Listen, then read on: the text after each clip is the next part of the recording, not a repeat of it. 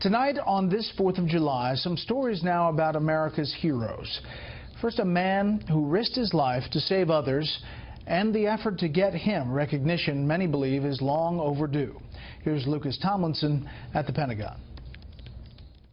That's where I was at. Donald Stratton is one of just 5 USS Arizona survivors from the Pearl Harbor attack still living. We got hit with a big bomb and then exploded like 1,000,000 pounds of ammunition. The fireball went about 60, 70 feet in the air, and the explosion could have taken us away, but it didn't, and thank God we made it across. Trapped aboard a sinking battleship, Stratton and 5 other sailors managed to escape the horror, which killed more than 1,000 of his shipmates, with the help of a fellow sailor who threw them a lifeline from his ship moored next to Arizona.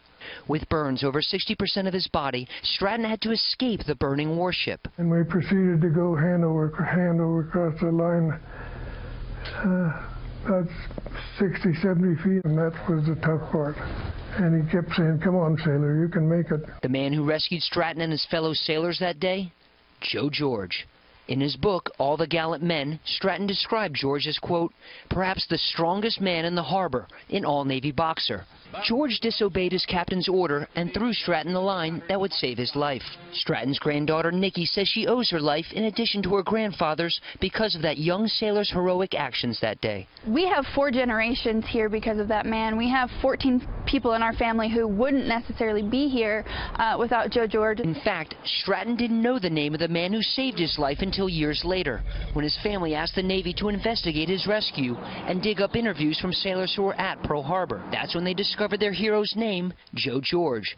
More than 75 years later, Stratton wants him finally recognized for his valor. But here he was, he saved 6 people's lives, and he didn't get anything.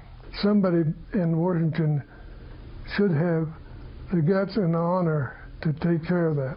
Stratton feels so strongly that Joe George deserves a medal that he and another USS Arizona survivor are coming to Washington later this month to press lawmakers and the Defense Secretary to act. They hope that President Trump will intervene. Brett?